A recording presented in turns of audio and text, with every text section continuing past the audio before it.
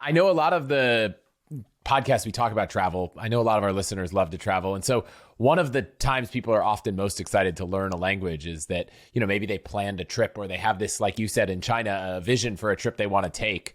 Not everyone who is planning a trip to a foreign country necessarily feels like they need to become fluent.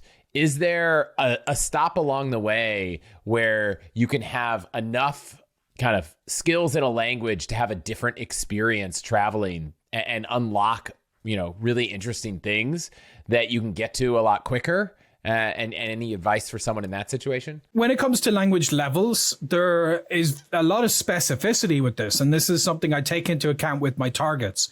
So I always work off the European Common Framework, which has a very specific way of categorizing language levels. It splits it into A, B, and C. And within each one, it further subsplits it into 1 and 2.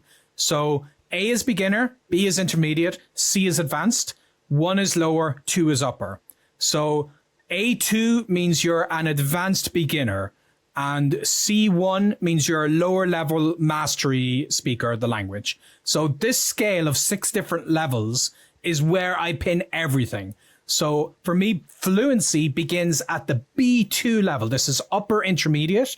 So what that means is you can talk about most things you would talk about in casual social situations, but because you're not at the C levels, you don't have a mastery level. So in my case, I studied engineering. So the languages I have a C level at, I could work as an engineer in those languages, and I could have a philosophical conversation with you about very deep subjects. But for the most part, most conversations I'm going to have are at the high level B2 social conversations. So that's what I'm aiming for. And it's important on this scale to remove perfectionism, because even the C2 is still not perfect. It means that you can work functionally through the language the same way you would in your mother tongue.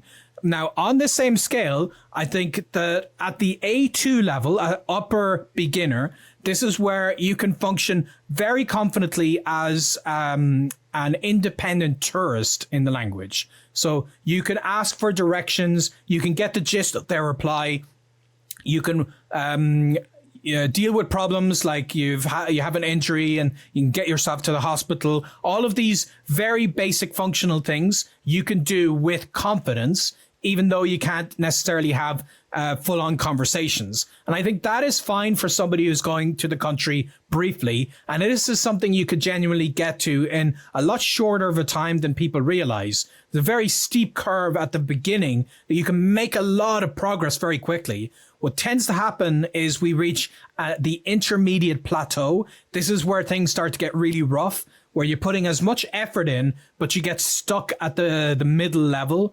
And this will happen to everybody.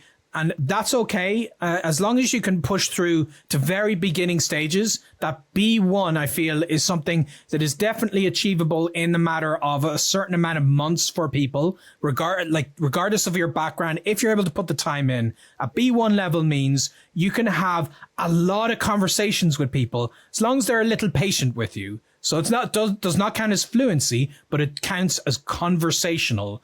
And for me, this is where I love to be in my travels, because I can start to make friends in the language. I can really hang out with people. If you're single, you can go on dates with people. You can do a lot with that B1 level. So this for me is a minimum to feel like I'm truly experiencing the culture in a lot more of a direct way. Anything less than that is more a case of how confident a tourist you're going to be, which in itself can be a wonderful thing. You can have a lot of great experiences, but ultimately you are going to be doing most of your things in English if you're only at an A2 level, which means your interactions, your friends, and so on. Whereas, so it depends on your style of travel. My style of travel, obviously, is I avoid English. I want to make only local friends. So I have to get at least a B1 level. And that's where, when you said at the beginning, Benny speaks 12 languages, that number 12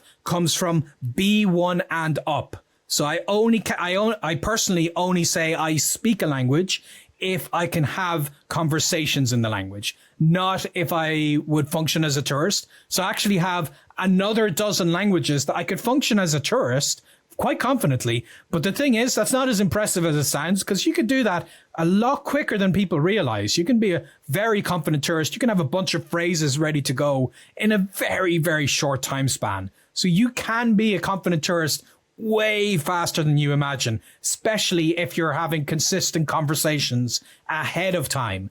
I did for a while travel to the country and think I'm going to get off the plane and immediately start speaking the language or start learning the language. And that was an interesting period in my life. But nowadays I try to learn the language ahead of time. So I don't leave it for when I'm in the country. I don't think, especially for people who can only travel to a country for a very limited amount of time, I don't want to be in language learning mode if I'm only going to be in a country for a month or two. I want to really get to know the place. So that's why I do my work ahead of time, and then I can explore and make friends once I get to the country.